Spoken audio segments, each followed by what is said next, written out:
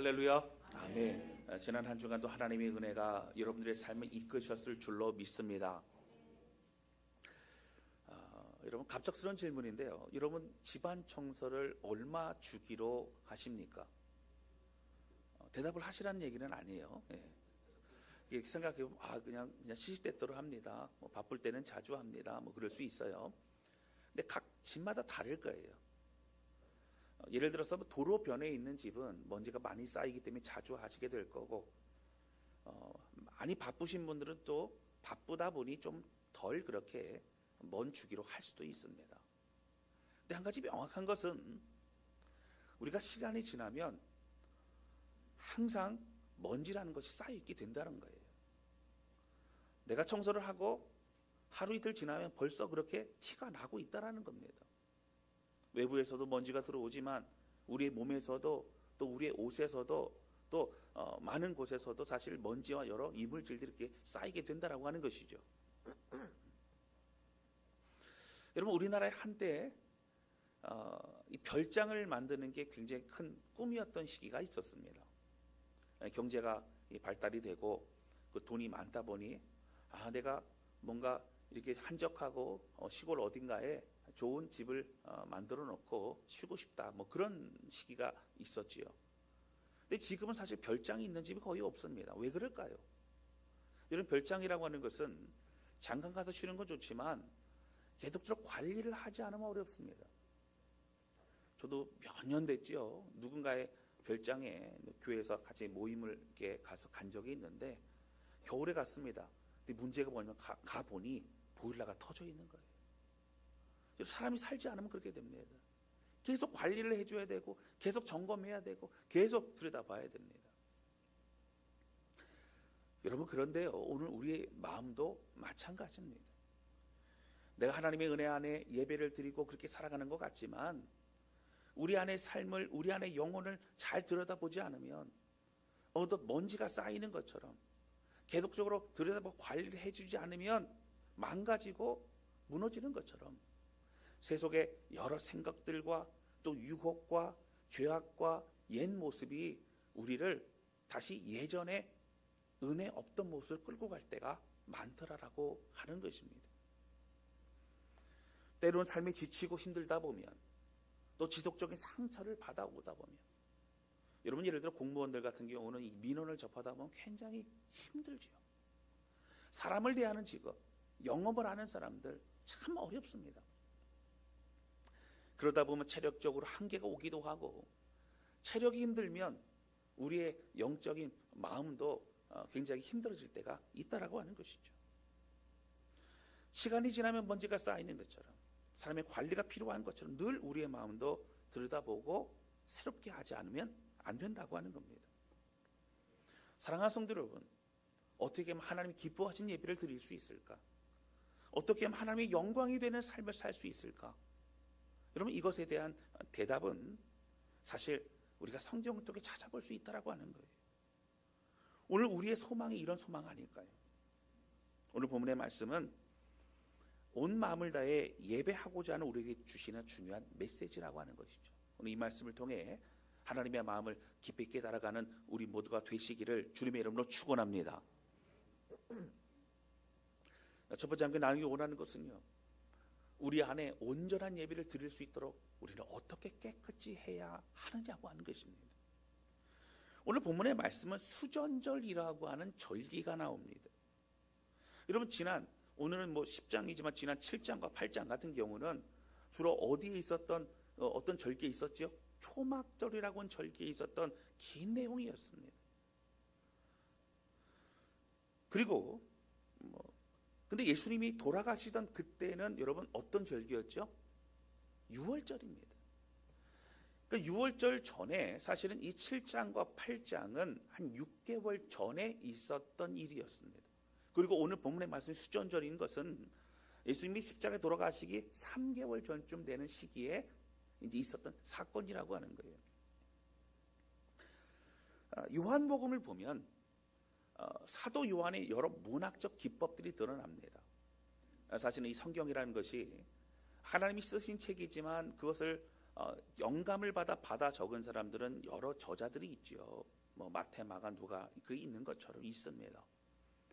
요한이라고 하는 사람, 특별히 히브리 문학에서의 여러 그런 문학 기법들은 대꾸 문학이 많습니다.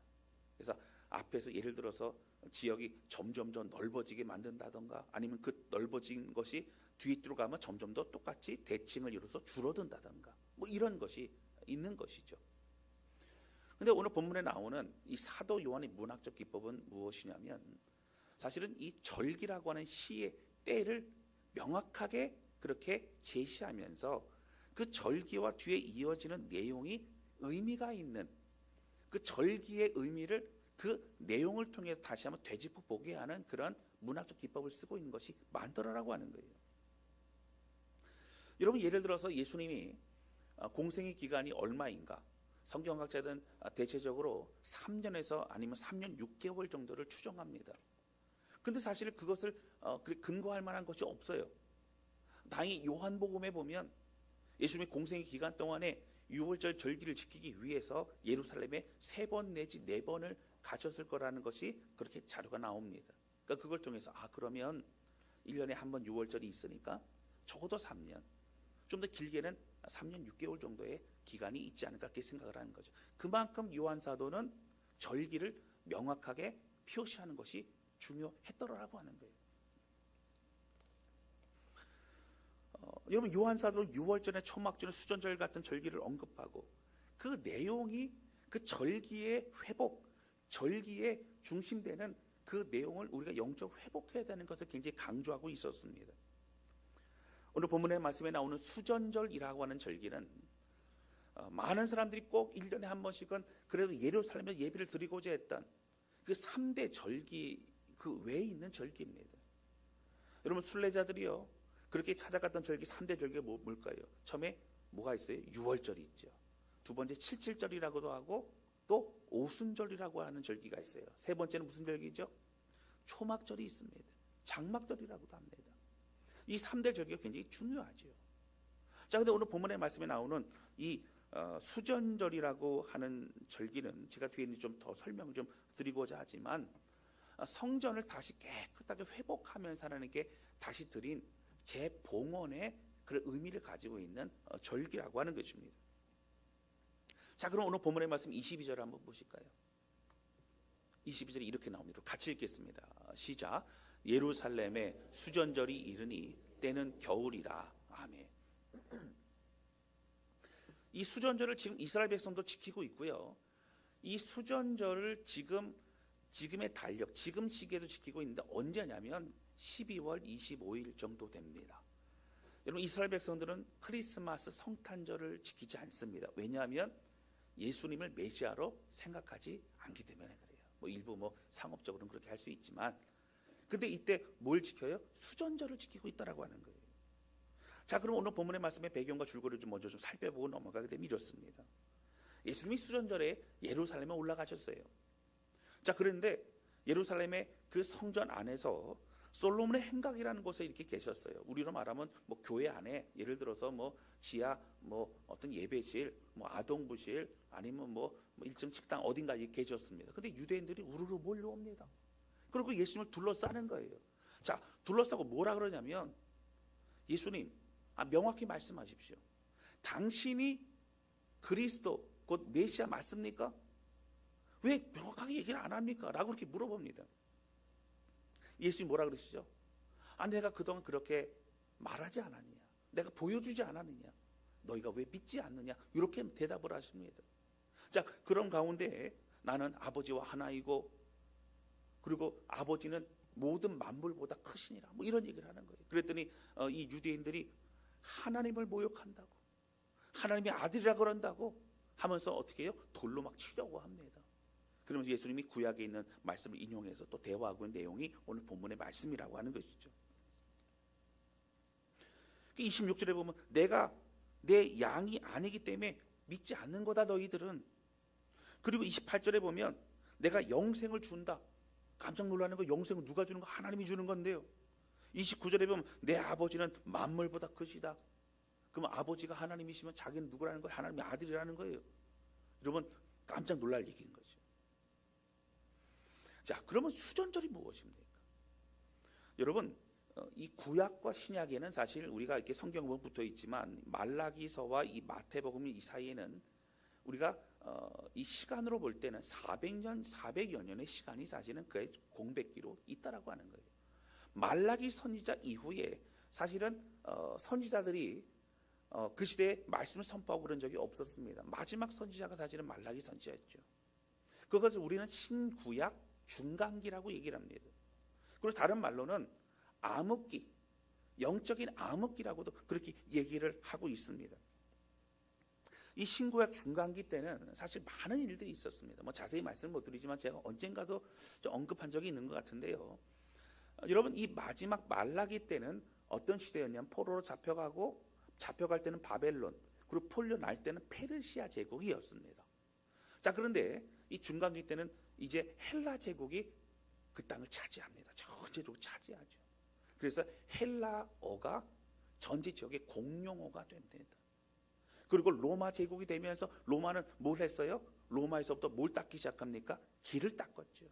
가는 곳마다 전쟁을 위해 길을 닦았는데 그 길들은 나중에 사도 바울을 비롯한 전도자들이 복음을 전할 수 있는 그런 기반이 마련되는 시기였다라고 하는 것이죠.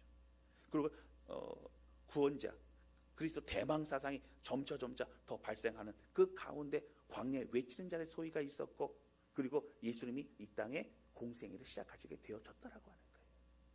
여러분, 이런 배경도 있고요. 또 하나는 이제 말라기 선지자 여러분 그때 보면 포로로 잡혀갔다가 주님의 예언과 함께 이제 70년 만에 포로 귀환으로 돌아옵니다. 돌아올 때 여러분 세 번에 걸쳐 돌아오죠. 첫 번째 수룹 바벨과 함께 돌아와서는 뭐를 재건하죠? 성전을 재건합니다. 자, 두 번째 누구와 함께 돌아오죠? 에스라 함께 돌아와서는 여러분 뭐를 회복하지요? 하나님의 말씀을 회복합니다. 세 번째 느헤미야와 함께 이제 돌아와서는 뭘 재건하죠? 성벽을 재건합니다. 목사는 오늘 갑자기 왜 이렇게 정신이 없이 역사 얘기를 하시면서 너무 빨빨 지나가십니까? 여러분 한번 그냥 쭉 들어보시면 될 것 같아요. 자, 그렇게 회복을 하고 하나하나 고향 땅으로 돌아와 가나안 땅 그곳에서 하나님의 나라를 다시 세워가는 그들에게 여러분 페르시아가 멸망했지만 헬라 제국이 와서도요 힘이 없는 이스라엘 백성은 헬라 제국의 지배를 받아야 됐다라고 하는 거예요. 여러분 그때 엄청나게 헬라 제국을 만든 사람이 누구예요? 알렉산더 대왕이라고 합니다. 가는 곳마다 여러분 땅 따먹기 얼마나 그렇게 했는지 모릅니다. 여러분 시간이 지나면서 이 헬라 제국에요 이 셀루코스 왕조가 이제 들어서게 되면서 셀루코스 왕조는 유대인들이 굉장히 싫어했다라고 하는 거예요. 그래서 여러분 유대인뿐만 아니라 전체적으로 다른 나라의 언어를 못 쓰게 합니다. 어떤 언어만 쓰게 했어요? 그리스어, 바로 헬라어만 다 쓰게 했던 거예요. 강제적으로 그렇게 합니다. 그리고 헬라의 문화와 우상들을 다 전파합니다. 여러분 그리스 신화, 로마 신화에 보면 얼마나 신들이 많아요. 신전을 세우고 막 그렇게 가는 곳마다 그렇게 했죠. 그래서 당시에 여러분 이스라엘 땅에도요 헬라화 되는 이 과정을 우리가 협력하자라고 했던 사람들과 아니다 우리의 이 히브리식 이 모든 율법과 제사와 이것을 우리는 지켜야 된다라고 하는 사람들의 갈등이 사실 있었던 시기이기도 했다라고 하는 겁니다. 자, 그런데 문제는요 이 셀루코스 이 왕조 안에서 특별히 이 안티오쿠스 4세라는 사람이 굉장히 악한 사람이에요. 악마와 같은 사람입니다. 여러분 이 사람은요 그 중에서 특히 유대인들을 너무 못살게 굴고 그리고 죽이고 했던 잔인했던 사람입니다. 여러분 이 안티오쿠스 4세는요 어떻게 하냐면 이 네 가지를 못하게 합니다. 첫 번째가 뭐냐면 바로 할례를 못하게 해요. 두 번째 안식일을 못 지키게 합니다. 세 번째 율법을 따라하지 않게 합니다. 그리고 제사를 못 드리게 해요. 그럼 뭐 한 거예요? 하나님과 신앙생활을 못하게 하는 겁니다.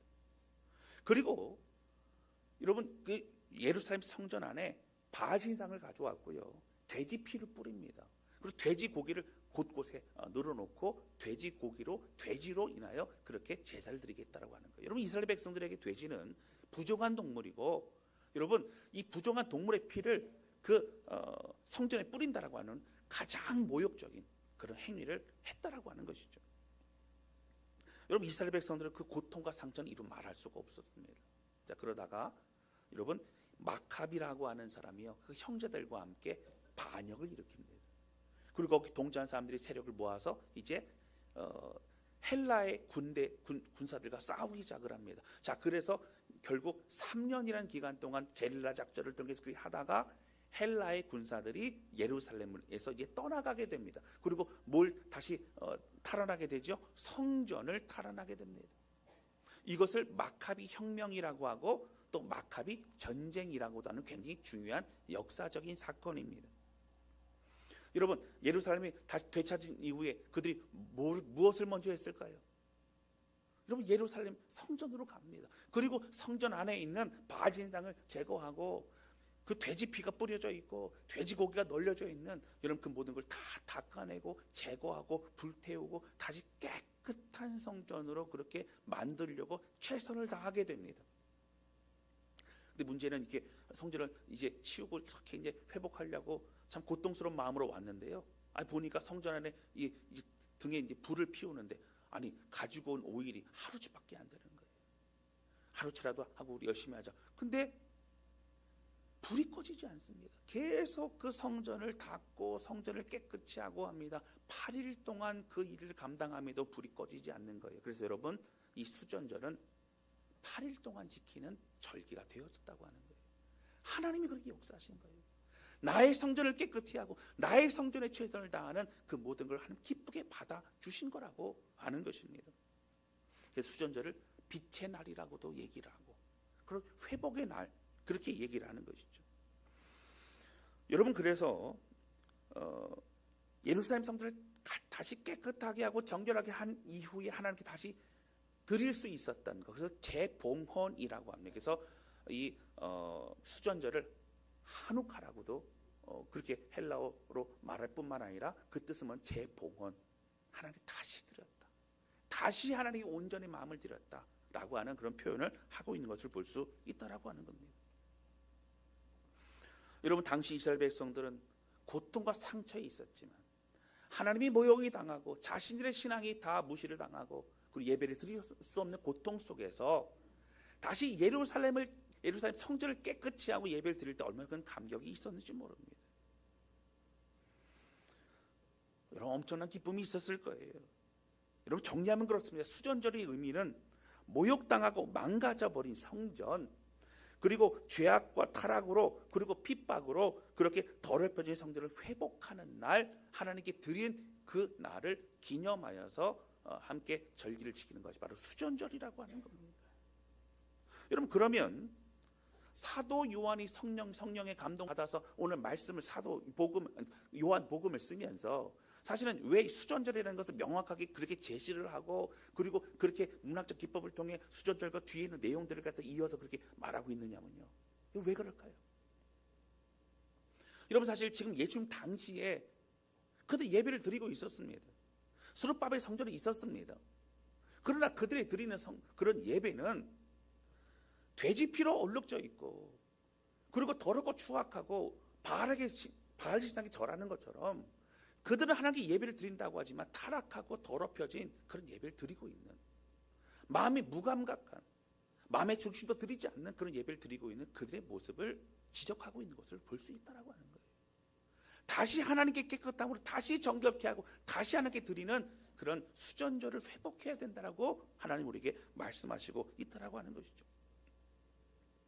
여러분, 예수님은 이 땅에 오셔서 또 여러 가지 그런 많은 가르침과 그런 기적을 보여주셨습니다. 그런데 요한복음에 보면 예수님의 어떤 그 행하셨던 일들의 나열을 보게 되면 첫 번째, 여러분, 어떤 기적을 베푸셨어요? 뭘부터 하셨죠? 공생이 처음 하신 다음에 시작하시고 가나 혼인잔치에서 물이 변화해 뭐가 됐어요? 포도주가 됐어요.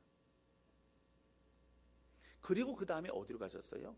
6월절에 예루살렘 가십니다. 그리고 예루살렘 성전에 있는 모든 안에 있었던 그런 가축들과 그런 번제물들을 다 채찍질 내어 쫓습니다. 그리고 환전상들 다 뒤엎습니다. 그럼 뭘 하셨어요? 성전 정화하십니다. 내 집은, 아버지 집은 만민이 기도하는 집이라. 너희가 아버지의 집을 더럽혔다라고 하면서 그렇게 말씀하시죠. 이런 계속 말씀하시는 게 뭘까요? 우리 안에 참된 신앙으로 준비되지 않으면 고난과 핍박, 어려움 속에서도 우리는 승리할 수 없다라고 주님 우리에게 말씀하시고 있는 것이고, 사도 요한도 요한복음을 쓰면서 우리가 이 시대에 결국 승리할 수 있는 비결은 다른 것이 아니라 오직 예수 그리스도의 말씀과 은혜로 되돌아가는 것이다, 참된 예배를 드리는 것이다 라고 강조하고 있는 것을 볼 수 있다라고 하는 거예요.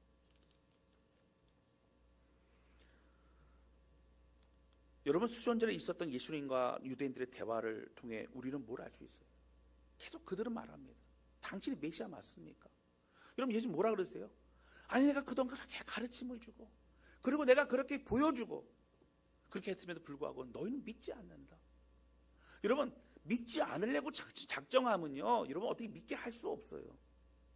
여러분, 예를 들어서요, 앞에 교회에 데리고 와서 앉혀놔도요, 하나님 앞에 마음을 드리자면 그건 예배가 되지 못합니다. 억지로는 안 되는 거예요. 여러분, 그들은 믿지 않으려고 작정하죠. 여러분, 그런 바른 예배와 거룩한 성전에 대한 그런 관심이 없는 그런 모습이었다라고 하는 것이죠. 여러분, 사실 안티오코스 4세가 성전을 더럽히고 예배를 드리지 못하게 했을 때 그들의 고통이 있었어요. 근데 그 고통의 그 아픈 만큼 지금 그들이 드리고 있는 그 예배와 그 성전의 모습 속에 영적으로 더럽혀지고 그리고 무너져버린 그 모든 것에 대한 고통은 그들이 느끼지 못하고 있다라고 하는 거예요. 무감각해진 겁니다. 영적 문득병이 걸린 것이죠. 그리고 계속해서 자신들이 원하는 메시아를 기다리고 예수님의 말씀을 듣지 않는 모습을 볼 수 있다라고 하는 것이죠. 그러나 여러분, 오늘 우리도 마찬가지입니다. 무너지고 더럽혀지고 이런 못 느끼거나 아니면 돌이키지 못하는 그런 이들을 위해 예수님이 이 땅에 오셨고 우리를 회복하시는 거예요. 제가 앞서 서론에도 말씀드렸지만, 내가 청소를 깨끗이 했다, 아이고 너무 개운하다 라고 생각하고 한 달, 두 달을 이제 청소했으니까 됐다라고 말하지 않는 것은, 계속적으로 먼지와 더러운 것이 우리 집안을 더럽히는 것처럼 오늘 우리의 마음도 날마다 말씀과 은혜 가운데 나가지 않으면 우리는 세속적인 것, 또 옛 모습이 우리를 유혹과 구렁텅이로 빠뜨릴 때가 너무 많다라고 하는 거예요. 사랑하는 성도 여러분, 여러분 진정한 예배의 회복, 여러분 무엇입니까? 오늘 우리 안에 주님이 거하시는 성전, 바로 우리의 공동체와 또 우리 안에 우리의 영적인 이 마음 앞에 하나님이 임하실 수 있도록 더욱더 깨끗한 준비된 게 너무너무 중요하다라고 하는 것이죠. 여러분, 사실 재봉헌하니까 목사님이 뭐 건축을 하시려나? 오늘 본문에 오늘 그 설교 제목도 재봉헌해야 할 성전, 그러니까 굉장히 긴장하시고, 뭐 사실 제가 뭐 성전 건축 하자 그래도 여러분들이 따라올 분들도 아니고, 또 사실 저도 성전 건축 뭐 이런 거 그렇게 막 원래 그렇게 생각하지 않습니다. 여러분, 지금은 교회 건물이 성전이 아니죠. 성전은 다른 의미입니다. 여러분, 교회, 지금 신약 시대인 우리는 교회 공동체가 중요합니다. 성전은 하나님이 임하시는 곳이고, 여러분 굳이 성전을 말한다면 어떤 곳이에요? 우리 교회 공동체, 우리의 모임을 말합니다. 제가 만약에 예를 들어서 3월, 4월에 날씨가 너무 따뜻하고 그러니 우리 어떤 한 날을 통해서 우리 아예 여기서 예배드리지 말고 저기 안양쯤에 예배를 드립시다. 그러면 여러분, 다스란 교회는 거기가 다스란 교회인 거예요. 교회 공동체, 그곳에 주님이 임하십니다. 그리고 또 어디가 성전이에요? 우리의 마음이 성전이에요. 주님이 거하시는 곳, 우리가 거룩한 성전으로 세워지는 게 너무 중요하죠. 여러분, 그러면 여러분, 사실 이 교회 공동체라고 하는 것이 왜 중요합니까? 여러분, 초대교회 보면 로마 제국의 극심한 핍박 속에서 뭐 모여서 예배를 드릴 수 없었습니다. 여러분, 물고기 문양이 뭐지요? 신앙 고백입니다. 신앙 고백. 그러니까 여러분, 그들은요 이렇게 이따가 이 사람이 진짜 믿는 사람인가 아닌가 보면 손에다 어떻게 물고기 그림을 그렸어요. 그랬더니 그 사람도 물고기 그림을 그리면 그렇구나. 근데 물고기 그림 들었는데 왜 내 손에다 물고기 그림을 그리지? 그럼 그 사람은 어떤 사람이에요? 안 믿는 사람이에요. 그러면 모른 척하고 지나가야 되는 거예요. 여러분, 그 당시에는요 예배 드리다가 걸리면 잡히는 거예요. 그럼 죽습니다. 자, 그러면 이럴 수 있잖아요. 하나님, 저 아시죠? 저 진짜 하나님 사랑해요. 저 진짜 하나님 믿어요. 제가 꼭 예배가 꼭 모여야 예배 드려야 돼요. 집에서 혼자 드려도 예배죠. 그러니까 저 혼자 이 기간 동안만큼은 더 열심히 집에서 그렇게 예배 드리고 그렇게 할게요. 옷도 잠옷바람으로 예배 안 드리고 진짜 다 갈아입고 준비해서 예배 드릴게요. 막 그렇게 하면서 막 예배를 드린다고 하나님께. 여러분, 그럴 수도 있잖아요. 근데 왜 굳이 목숨을 걸고 잡혀갈 수도 있는데 왜 여러분 그렇게 모여서 예배를 드렸어요? 어디에 모였어요? 모일 곳이 없으니까. 여러분, 지하 무덤에, 동굴, 여러분 냄새나는 시신이 썩는 그 사람 뼈가 있는 그곳에서 예배를 드려요. 왜요? 그곳은 더럽고 그러니까 사람들이 안 오거든요. 그 예배를 드립니다. 여러분, 왜 그럴까요? 그 공동체에 예수 그리스도 이름으로 모인 그곳에 주님이 임하시고 주님이 함께 하시고 그 예배를 받으시기 때문이라고 하는 거예요. 할렐루야. 형, 그리고 그곳에서 살아갈 힘을 얻게 되고 삶의 방향을 찾게 되고, 그리고 내가 누구인지 정체성을 깨달음으로 인해서 어떤 고난과 핍박 속에서도 승리할 수 있는 비결이 바로 그 예배 안에 있었기 때문이라고 하는 것입니다. 여러분, 우리 안에 다시 새롭게 드려야 될 예배와 또 공동체, 여러분, 이 한우코는 무엇입니까?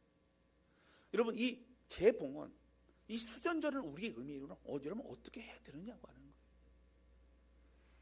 여러분, 우리 안에 깨끗이 하고 또 새롭게 하고 닦아내고 그렇게 다시 주님께 새롭게 드릴 수 있는, 그렇게 해야만 되는 것들은 여러분 무엇이 있느냐고 하는 것입니다.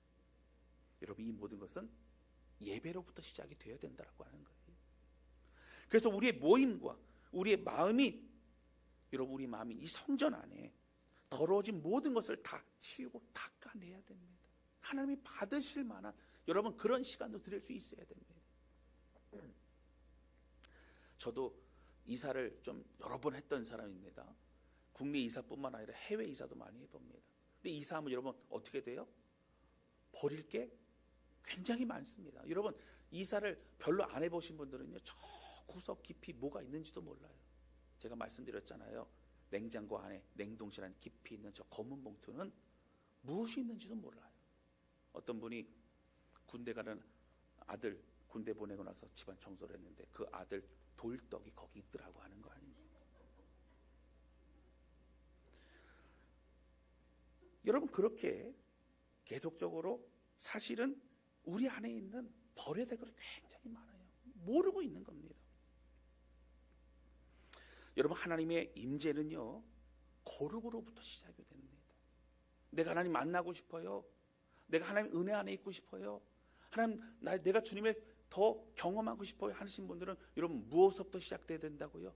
정결함으로, 거룩함으로 하나님께 나아가는 것부터 시작이 되어야 된다라고 하는 것이죠. 여러분, 예배의 출발은 거룩입니다. 예배의 시작은 사모함입니다. 예배의 시작은 하나님을 바라보는 것이죠. 자, 그러면 여러분, 거룩함으로 준비된 예배를 드리기, 거룩하기 위해서는 두 가지를 우리가 좀 살펴봐야 돼요. 첫 번째가 뭐냐면 이런 겁니다. 바로 예수 그리스도 이름으로 회개하고, 한번 띄워주실까요?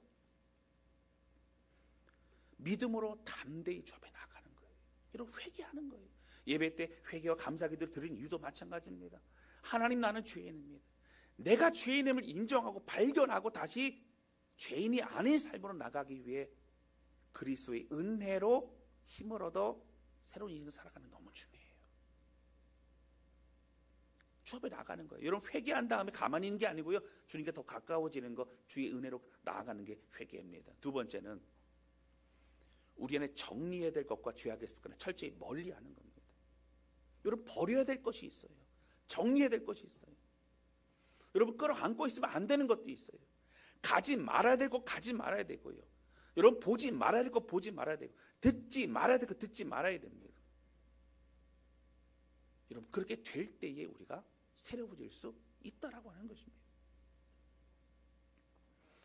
사랑하는 성도 여러분, 지금도 우리 주님이 거하실 수 있는 공동체인가?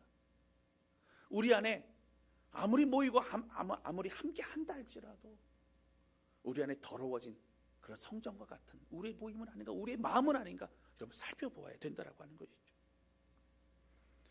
여러분, 우리가 승리하는 비결은요, 바로 하나님께 드려지는 예배의 회복이고요. 더욱더 온전한 예배 드릴 때 가능하다고 하는 거예요. 할렐루야. 초대교회 성도들이 그렇게 고통과 어려움이 있어도 오히려 더 강건한 믿음의 용사가 될 수 있었던 것은 예배를 통하여 하나님의 은혜로 나아갔기 때문이라고 하는 거예요. 여러분, 그들의 예배는요, 그냥 뭐 반주 이런 거 없어도요, 찬송 한 곡을 불러도 그 마음의 절절한 마음의 중심으로 드리는 그런 예배였다라고 하는 것입니다. 저는 목회하면서 참 애쓰고 수고하는 성도들을 볼 때마다 얼마나 감사한지 몰라요. 여러분, 사실 저는 저희 목회 방향도 그리고 성경적인 거는 성도들이 일하는 교회예요. 성도들이 봉사하는 교회예요.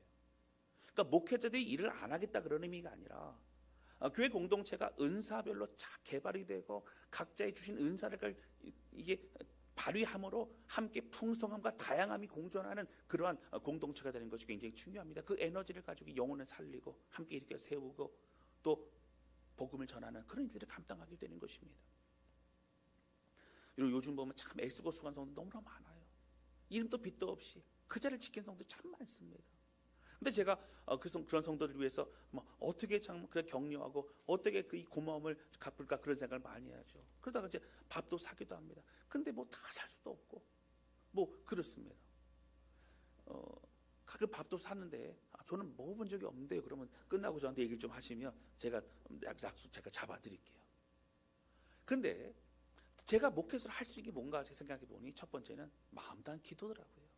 하나님, 우리 성도들 정말 그 눈물 흘리는 기도 제목마다 하나님 응답하시고 회복시켜 주시고 하나님 더 깊이 알아가게 하시고 그런 기도합니다. 그 두 번째 제가 할 수 있는 게 뭐냐면요, 제가 경험한 하나님, 놀라운 왕 되신 하나님을 함께 경험할 수도 돕고 애쓰고 수고하는 거더라고요.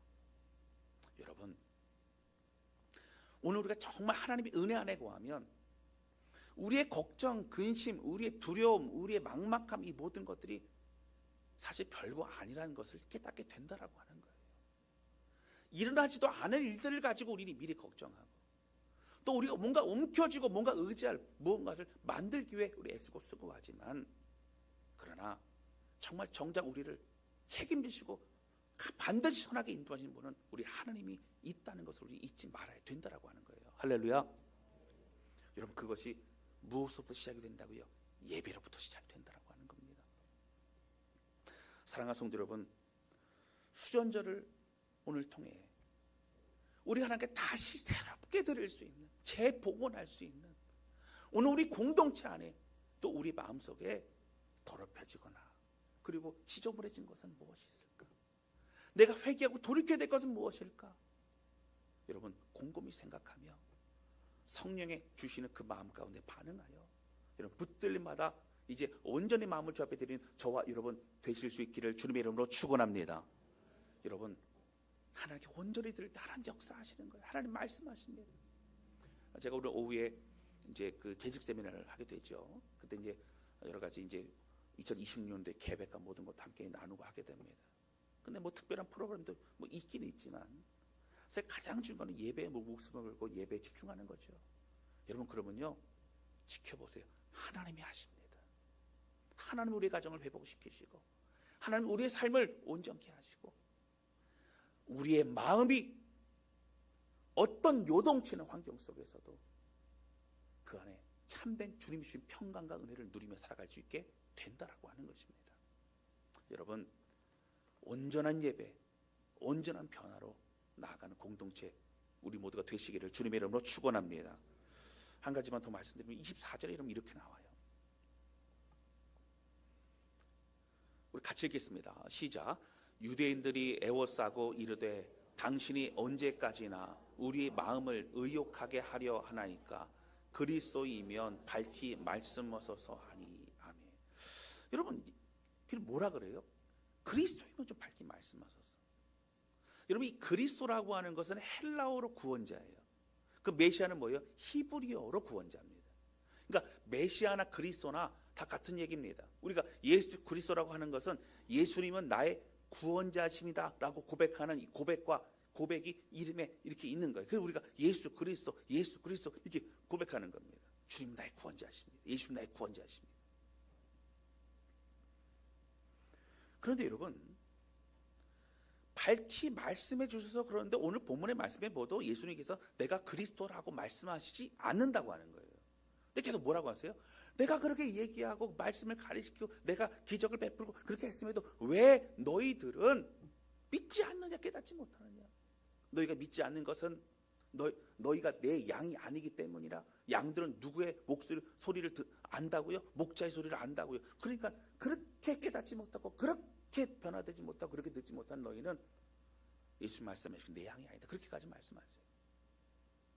근데 그 앞에 그러면 예수님께서 나는 그리스도다 라고 말씀하시기 옛날에 살펴보니까 없어요. 하나 비슷한 게 하나 있는데 뭐냐면 요한복음에 보면 그 사마리아 수가성 여인에게 찾아갔을 때 수가성 여인이 뭐 그런 얘기를 합니다. 뭐라고 얘기를 하냐면요, 그리스도가 오시면 모든 것을 우리에게 알려주실 것입니다, 이렇게 얘기를 해요. 예수님 뭐라 그러세요? 내가 바로 그다.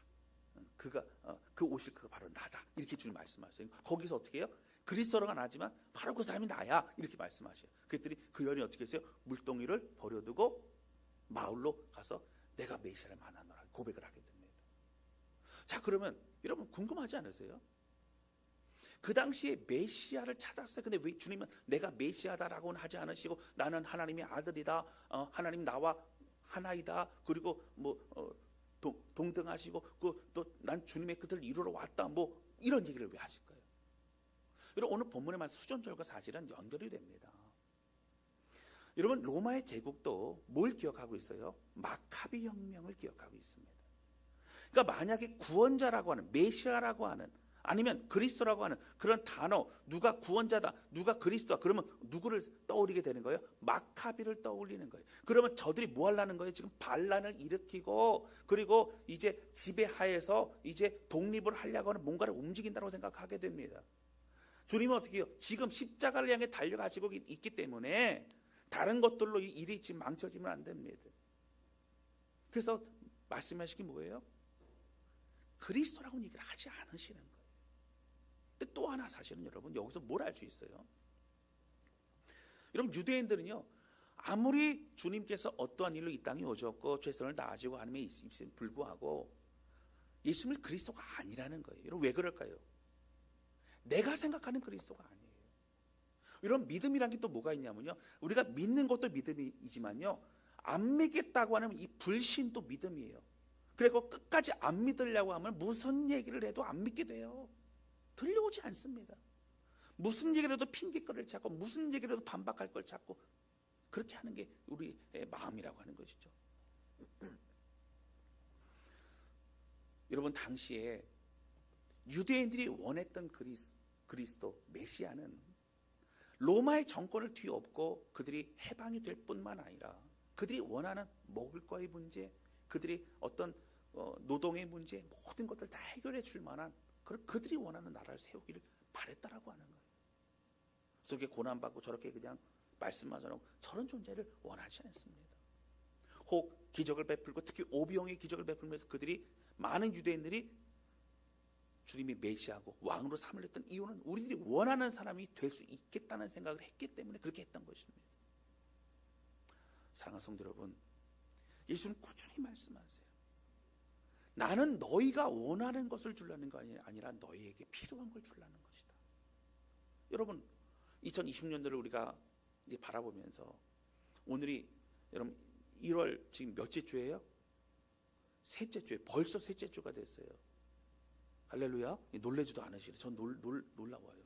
저는 아직도 2025년도를 보내지 못했어요. 제가 마음이 아직 보내지 못한 것 같아요. 벌써 2026년도 지금 셋째 주가 되고, 이게 눈 깜빡하면 어떻게 돼요? 2월 달이 올 것 같고, 그러면 또 뭐 한 12월 달 올 것 같고 막 그렇습니다. 그런데 여러분, 우리 연초에 어떠한 마음으로 2026년도를 기대하고 또 소망하십니까? 여러분, 우리가 원하는 메시아, 우리가 원하는 하나님, 우리가 원하는 예수님은 어떤 분이십니까? 여러분, 아니면 하나님이 우리에게 주고자 하시는, 우리를 이끌고자 하시는, 우리에게 하나님 되고자 하시는 그 하나님으로 우리는 받아들이고 따라가고 있느냐고 하는 것이죠. 여러분 2020년도 제가 이렇게 기도 제목을 보면서 가장 많은 우리 중보기도 카드 기도 제목이 뭘까요? 여러분 뭘 것 같아요? 어떻게 하셨어요? 건강 100%다 건강, 가족의 건강 필요해요. 여러분 저도 제 기도 제목에 가족의 건강 들어갔다니까요. 목사님도 목회자도. 그런데요, 건강도 있지만 또 우리가 정말 영적인 기대와 소망으로 우리가 해야 될 기도 제목이 이런 무엇이 있을까요? 여러분 저는 우리 성도들이 더 하나님 앞에 온전한 예배 드리고 더 놀라운 하나님을 경험하고 더 신앙이 성장하고 더 하나님께 더 귀하게 쓰임받는 성도들이 되실 수 있기를 주님의 이름으로 축원합니다.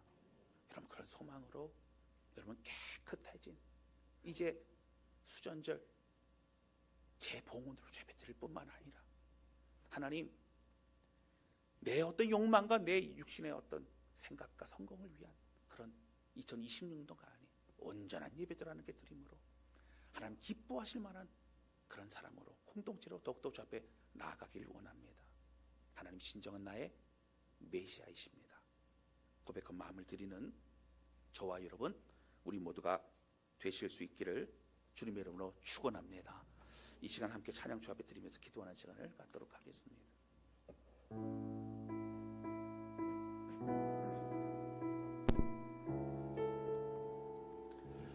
여러분 오랜만에 부르는 찬양입니다. 저는 이 찬양 부를 때 참 많이 찔려요. 내 마음에 주를 향한 사랑이 우리의 마음에 또 우리의 말에 주가 주신 진리로 우리 입술에 찬양의 향기가 두 손에는 주를 닮은 섬김이 우리 눈에는 주의 눈물로 우리 삶에는 주의 흔적으로 다 남게 하소서라는 고백이죠.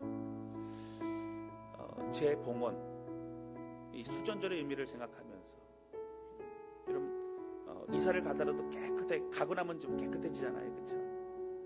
하나님이 드릴 수 있는 드릴 만한 그런 재봉헌을 한다면 여러분 얼마나 깨끗하게 하겠습니까?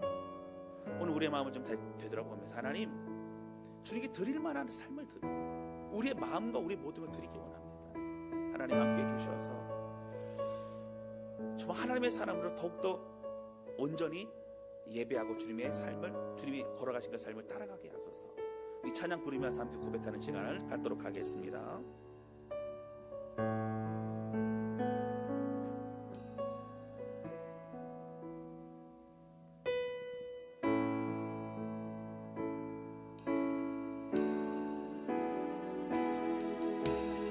내 마음에 주를 향한 사랑이 나의 말에 주가 주신 진리로 나의 눈에 주의 눈물 채워주소서.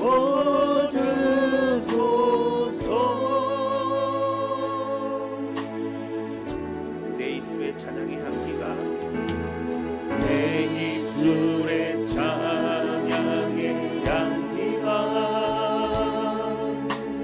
두 손에는 주를 닮은 섬김이 나의 삶에 주의 흔적 남게 하소서.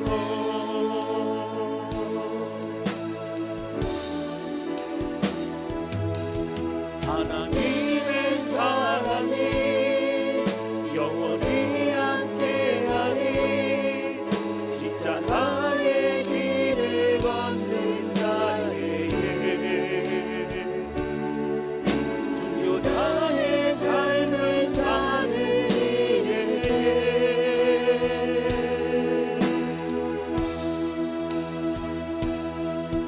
조롱하는 소리와 세상 유혹 속에도 주의 순결한 신부가 되리라. 내 생명 주님께 드리리. 이 시간 기도하기 원합니다. 제 기도할 때 하나님 아버지 주님 오늘 우리의 마음속에 한옥 재봉헌 수전절 그 의미를 기억하면서 우리 안에 닦아내고 버리고 새롭게 될 것은 무엇입니까? 하나님, 우리 공동체 안에 또 우리의 마음 안에 다시 새롭게 될 것은 무엇입니까? 우리의 마음도, 우리의 말도, 우리의 입술도, 우리 두 손, 다 주의 은혜로 가득 채워지게 해주셔서 하나님 기도하오니 하나님 주님이 기뻐하실 만한 온전한 예배, 삶의 예배, 우리의 모든 고백과 순종이 있게 하여 주소서. 우리 간절한 마음으로 고백하며 주신 말씀 기억하며 기도하기 원합니다. 다 같이 앞에 기도하시겠습니다. 오 하나님 없이 고백하며 기도하며 우리의 왕 되신 하나님 주신 말씀 기억하며 하나님 수전전에 그 새롭게 출발하고 온전케 하고 하나님 닦아내고 하나님 다 버리고 정리하고 새침한 있기를 원합니다. 우리의 타산들을 붙잡아 주시고 공동체 가운데 2026년 어떠한 마음으로 접해주시는지 다시 한번 고백하고 하나님 함께 하나님께 드릴 만한 그러한 삶의 예배 드릴 수도 붙잡아 주기를 원합니다. 오 하나님 고백하며 기도하고 하나님 무엇보다 주님 우리가 원하는 메시아, 우리가 원하는 하나님 순종 하나님 가운데 이루고자 하시는 가장 선하고 가장 완전한 걸 고백합니다. 우리의 삶을 전입니다. 하나님 주의 기뻐하신 사람을 더욱더 변화되어 성장하며 하나님 쓰임받는 우리가 될 수 있는 우리 하나님 붙드시고 주님 역사하여 주시옵소서. 하나님 아버지, 오늘 말씀을 통해 오늘 우리 심령 가운데 주의 뜻을 더욱더 알아가게 하시니 감사합니다. 계속적으로 예수님에게 당신이 메시아, 당신은 왜 이런 일을 하느냐 핍박하고 그렇게 힘들게 하지만 하나님이 정작 믿지 않는 그들의 모습을 봅니다. 오늘 수전절에 이 일을 행하시며 우리들에게 수전절의 의미를 다시 깨닫게 하시는 하나님, 제 봉헌 다 망가져버리고 바알 신상이 있고 돼지 피가 뿌려져 있고 돼지고기들 널브러져 있는 그 더러워지고 참혹한 그 성전을 깨끗이 하고 다 정리하고 새롭게 함으로 하나님께 재봉헌했던 것처럼 오늘 우리의 마음도 우리의 공동체도 하나님 붙잡아 주셔서 하나님 앞에 드릴 만한 예배, 하나님의 드릴 만한 삶의 모습으로 접해 나아가는 우리 모두가 되게 하여 주시고 무엇보다 고백합니다. 주님, 내가 원하는 메시아, 내가 원하는 하나님, 내 원하는 것을 응답하시는 것에만 중요한 그런 우리의 신앙생활이 아니에요. 하나님 우리가 주고자 하시는, 이끌고자 하시는 그 모든 삶의 순종으로 따라가는 우리 모두가 되게 하여 주옵소서. 하나님 2020년도를 주에 올려드리오니 우리의 소망과 기대는 예수님 닮아가며 주님이 기뻐하실 만한 온전한 예배 드리고 그 안에 변화와 또 성장의 삶을 살아가는 것입니다. 하나님 우리를 받아주시고 우리 모든 성도들의 삶과 가정을 붙드시고 축복하여 주옵소서. 우리 주님 감사합니다. 예수님의 이름으로 기도하였습니다. 아멘.